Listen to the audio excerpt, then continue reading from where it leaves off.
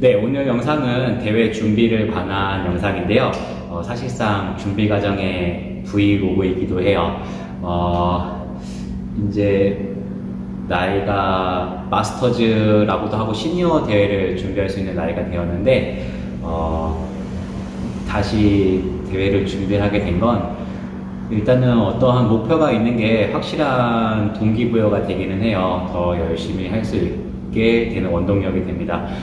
그리고 15년 이상 운동을 해왔는데 여기서 좀 되짚어 봐야 될 이런 뭐 시행착오나 이런 부분에 대해서 먼저 말씀을 드리면, 사실상 이제 보디빌딩이라고 하면 그 근육의 사이즈나 뭐 다이어트에 대한 강도 이런 게 많이 중요한데, 키가 177 이상인 경우에 장신이라고 해요. 그러면 거의 헤비급을 뛰어야 되는 경우가 많아요. 저 때는 좀 그랬어요. 2000년 초반, 2010년 초반 때? 네, 그랬었죠. 그러니까 이제 그때 당시는 키가 177.7이었는데 장신에 속했죠. 그래서 뭐 몸에 대한 완성도는 아마 70kg가 맞았을 텐데, 그렇게 하면은 너무 일반인하고 별 차이가 없는 거예요. 옷을 입어놓으면은 이 사람이 운동을 한 사람인지 이런 티가 안 나는 거예요. 그래서 항상 체급에 대한 그런 고민 때문에 무분별한 벌크업을 많이 했어요. 요즘은 이제 유튜브나 이런 걸로 운동에 대한 정보를 얻기 쉬운데, 그때 당시만 해도 사실상 그때도 모르는 건 아니었어요. 무분별하게 살을 찌워서는 안 됐었는데, 그때는 이제 급한 마음에, 왜냐면은 운동을 하면서 살을 찌우는 게 그렇게 쉽지는 않더라고요. 처음 시작한 몸무게가 69kg였고 75kg를 넘기는데 거의 2년은 걸렸던 것 같아요. 그때는 이제 이렇게까지 운동할 생각은 없었기 때문에 직업도 아니었고, 그래서 아마 더 오랜 시간이 걸렸던 것 같은데, 그 이후부터는 뭐 100kg를 넘겨보고도 싶었는데 90kg를 한 번도 넘겨본 적이 없어요. 지금 이제 시행착오를 되짚어 보면은 그 벌크업 하는 비시즌 기간에서도 식단은 매우 중요했었던 거 하고, 그리고 유산소라는 운동에 대한 빈도가 너무 낮았다라는 생각을 해요. 현재 이제 대회가 7주 정도 남았는데 3주 정도 대회를 준비 과정에서 유산소량만 늘리고 현재 체지방만 6kg가 빠진 상태예요. 사실 유산소를 그렇게 많이 하지 않아도 되는데 생각보다 활동량이 그렇게 많지가 않더라고요. 예전에 그 실수 중에 하나가 운동을 하기 때문에 엄청난 칼로리를 연소하고 있다는 생각을 했어요. 근데 가만 보면 하루 근무 시간은 너무 길고 힘을 아꼈다가, 이제 왜냐면은 아낀다라는 건 헬스장이 그 하루 종일 바쁜 거는 아니거든요. 그러니까 점심텀이나 그 아침 아니면 저녁밖에 바쁘지가 않아요. 그래서 그 시간대는 이제 쉬었다가 뭐 수업하고 이런 과정이 사실상 그렇게 많은 활동량이 있었던 거는 아니에요. 그리고 운동으로 해서 제가 소비할 수 있는 칼로리도 역시 한계가 있었고, 그러면은 충분한 유산소 운동이나 아니면 또 다른 운동들을 많이 했어야 되는데, 제가 엄청난 몸치예요. 그리고 운동신경이, 뭐 몸치니까 운동신경이 그렇게 좋은 편은 아니겠죠. 근데 유독 할 수 있던 게 쇠질이었어요. 왜냐면 일단 쇠질은 스킬이 중요하죠. 왜냐면 전문가 입장에서 스킬이 있다라는 거는 뭔가 기술은 필요하니까는요. 있다라는 것에 대해서는 부인하고 싶은 마음은 없는데, 이 웨이트가 그나마 좀 쉬웠던 거는 일단은 좌우 대칭을 맞추는 게 가장 기본이기 때문에 그래요. 좌우 대칭. 네, 누구나 할 수 있잖아요. 좌우 대칭을 맞추는 거. 근데 내가 헬스를 함에 있어서, 그러니까 무게를 다루는 데 있어서 좌우 대칭이 맞지 않다라고 하면은 일단은 가동 범위를 좀 줄여보거나 아니면 좀 천천히 해보는 그런 방법이 좀 많이 필요해요. 잠깐 했는데, 일단은 그런 운동 방법이 많이 필요하고, 근데 이제는 운동을 티칭할 때 가장 중요한 거는 뭐냐면, 모든 운동은 일단 자연스러운 게 가장 중요해요. 자연스러운 게. 근데 남들은 다 자연스럽게 되는 게 나는 되지 않는다라고 하면 아까 말씀드린 것과 같이 가동 범위를 줄인다던가 아니면 천천히 해보는 방법으로 이렇게 진행을 해보시면 돼요. 자연스럽지가 못하다라는 건 내 몸에 대한 활용도가 그만큼 떨어져 있기 때문에 그럴 수 있어요. 근육이 보로분포되어 있지 않기 때문에요.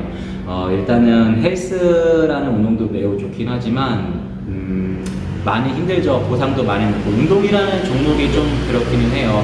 그리고 전에 말했지만은 이 운동에는 단계가 없어요. 무엇을 배운 이후에 무엇을 배운다 이런 게 있지는 않은 거예요. 그냥 내 신체 활동인 거고 신체를 강화시키기 위한 저항값이 강도를 결정하는 것 뿐이에요. 네, 그래서 헬스를 시작한 건 사실상 그 가르치는 직업을 하고 싶어서요. 남들에게 지식 전달 같은 거 이런 거. 그래서 그랬었고 대회를 준비를 하면서 새삼 다시 또 공부를 하고 있고 그런 면에서도 대회 같은 거 이런 게 좀 많이 좋은 것 같아요. 왜냐면 요즘은 공부할 수 있는 게 정보를 얻을 수 있는 게 너무 많기 때문에요. 운동의 부분에 있어서는 사실상 경력에 따라서 배울 수 있는 과정이 조금은 나눠져 있고요. 근데 한 번에 다 습득은 가능하지만은 몸에서는 안 따라오는 이런 부분이 있고 2단계로는 영양학에 대해서 공부를 좀 하게 될 거고 아마 이제 마지막에는 아마 생리학에 대해서 공부를 하게 될 거예요. 영양학 같은 경우에는 이게 좀 케이스 바이 케이스가 많아서 어떠한 딱 정답을 내어드리기는 좀 어려워요. 그래서 여러분들이 좀 관심을 갖고 식단 같은 거에 좀 신경을 쓰실 필요가 있습니다. 진행 과정에서 영양면에서 한 가지 더 팁으로 말씀드리면 오늘 영상이 좀 두서가 없고 저도 그냥 브이로그 식으로 영상을 찍는 거라서 참고만 좀 해주셨으면 좋겠어요. 일단은 우리가 운동을 하고 뭔가를 먹으면 괜히 이제 운동 열심히 했는데 좀 뭐랄까 먹으면 안 될 것 같은 그런 불안감이 생기잖아요. 근데 사실상 우리 체내에 영양분이 들어왔을 때 이거를 바로 에너지를 쓰는 게 아니라 일단은 위에서 보관을 할 거란 말이에요. 보관 주머니에서 이제 뭐라고 하죠? 음식물에 따라서 이제 위에서 보관하고 있는 시간차는 있겠지만은 바로 에너지를 쓸 수 있는 것도 있고 아니면은 좀 보관했다가 조금씩 이제 소량으로 내려보내는 그런 과정도 있을 거란 말이에요. 그래서 바로 에너지를 쓰는 게 아니라 갖고 있던 에너지를 쓰는 거기 때문에 운동 전이나 후에 먹는다고 해서 그게 바로 살로 되거나 그러지는 않습니다.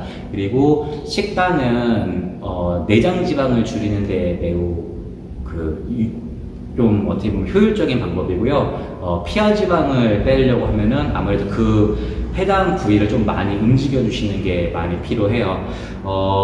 대회 이야기로 다시 돌아가서 사실상 이제는 기간상 근육의 생성이나 이런 것보다는 다이어트 개념이 더 많이 커요. 얼만큼 더 많이 빼느냐 이런 게 더 드라이하게 만드느냐 이런 게 많이 필요한데 전해드리고 싶은 오늘의 하이라이트 이런 부분은 대회 준비나 다이어트 하면은 닭가슴살 고구마 이런 식으로 하잖아요. 근데 식단은 좀 간소하게 그러니까 편한 식단을 그러니까 굽이나 조리나 이런 게 편한 식단으로 가는 거는 맞아요. 근데 꼭 닭가슴살이나 고구마가 정답은 아니라는 거예요.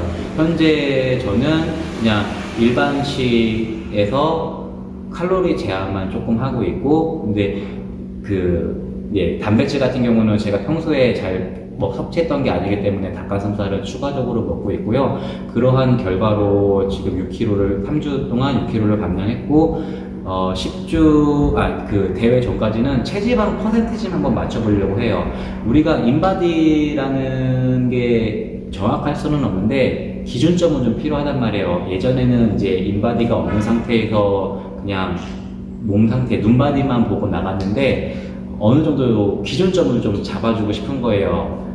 뭐 남자는 대충 뭐 이 정도 퍼센트지에 이 정도 몸이 나온다 이런 거. 근데 그런 게 좀 많죠. 누구는 좀 더 몸이 더 좋을 수도 있고 구력이 될 수도 있고 뭐 다른 편법, 뭐 양풀이 될 수도 있고 뭐 이런 부분인데 여러분들이 어느 정도의 목표를 갖고 이런 거를 한번 도전해 볼지는 모르겠지만 그냥 좀 그 모든 생활체육인들에게는 충분히 좀 도전해 볼 수 있는 그런 계기가 좀 되었으면 좋겠어요. 왜냐면 그 70kg급 제가 아마 완성되는 몸무게가 70에서 75일 것 같아요. 근데 체지방을 그정 뭐 4%, 5%까지 빼면은 사실상 그 좀 밋밋한 상태, 뼈다구만 남은 상태 그렇게 되는데 우리가 그 상태로 올라가는 게 아니라 이제 펌핑을 하고 내 몸을 최대한 많이 부각시켜서 올라갈 거잖아요. 근데 대회 날보다 사실상은 그 다음날 대회가 끝나고 영양 섭취를 자유롭게 하고 나서의 몸이 더 빵빵하게 더 잘 올라와요. 해서 꼭 그 시즌 다이어트 기간 동안 너무 이렇게 너무 이렇게 음식에 대한 섭취에 대해서 너무 불안감을 가질 필요는 없다라는 거예요. 근데 그게 대회를 준비하는 사람들한테 쉽지는 않아요. 그 먹는 거에 있어서 자유로울 수는 없죠. 그런데 저는 일단은 좀 그 일반 예전과는 좀 다른 방식으로 대회를 좀 준비를 해보고 싶어요. 왜냐면 좀 더 생활체육인 운동에 관심 있는 사람들이 좀 더 예전에 그런 보편화되어 있던 방식이 아닌 편한 방법은 수는 없지만은 가능하다라는 거를 조금 알려주고 싶은 거예요. 근데 당연히 결과가 뭐 등수도 중요하겠고 뭐 이런 부분도 필요하겠지만 최대한 그냥 만약에 이제 다이어트만 목표로 둔다라고 하면은 현재 시점에서도 지금의 식단과 운동 유산소만 늘린 것만으로도 충분히 살은 빠지더라고요. 그리고 또 오늘도 좀 생각이 많았어요. 그 정보 전달을 얼마만큼 넣을 것인지. 근데 항상 하나만 생각하고 있으면 되는데 여러 가지 생각하다 보니까는 많이 짬뽕이 되더라고요. 오늘 전해주고 싶었던 말들은 꼭 식단에 대한 그런 두려움, 그런 것 좀 벗어났으면 좋겠고요. 운동을 함에 있어서 되짚어 보니까는 꼭 이 운동이 저는 이 운동을 맹신하고 했지만은 꼭 그냥 운동 자체만 생각하셨으면 좋겠어요. 헬스라는 것도 당연히 좋기는 한데, 어떤 내 신체 활동에 대한 부분은 꼭 필요한 것 같아요. 이게 보상이 늦더라도 정신적인 건강에서는 꼭 필요한 것 같습니다. 그리고, 내장 지방은 식단이고, 운동했을 때는 피하 지방, 이렇게 된다라는 거 하고, 대회 날보다 대회 다음 날이 더 몸 상태라든가 펌핑감이 더 좋다라는 거. 그래서 식단에 대한 너무 두려움, 이런 거 좀 극복하셨으면 좋겠어요. 근데 어떤 종목에 도전하느냐에 따라 조금 차이가 있겠죠. 여성분들 같으면 더 과도한 다이어트를 할 거고, 근데 남성분들도 마찬가지예요. 더 엄청난 과도한 다이어트를 많이 시도를 해요. 근데 여성분들 같은 경우는 좀 몸에 안 좋을 수가 있죠. 뭐 다낭성 난소 증후군이라든가 생리불순 이런 게 생길 수가 있기 때문에 과도한 다이어트는 좀 일시적인 거는 괜찮을지도 모르는데, 이게 극심한 다이어트가 반복되다 보면은 신체에 무리가 오는 거는 좀 확실합니다. 그래서 어느 정도의 목표를 둘 건지 이런 것도 한번 좀 생각을 해보셨으면 좋겠어요. 왜냐면 현대인들이 운동을 그렇게 많이 하지 않고 뇌를 사용하는 것조차도 많이 줄어들다 보니까 좀 많이 필요한 것 같아요. 근데 운동이 참 강요로 안 되잖아요.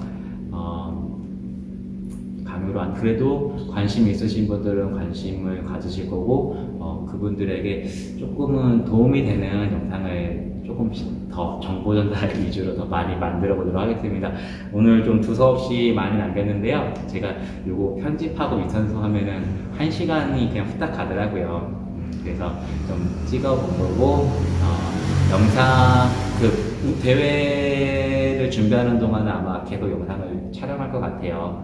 그래서 좀 관심 가져주시면 감사하겠고, 주기적으로 구독하고 좋아요 좀 눌러서 이렇게 시청 좀 해주셨으면 감사하겠습니다. 네, 감사합니다.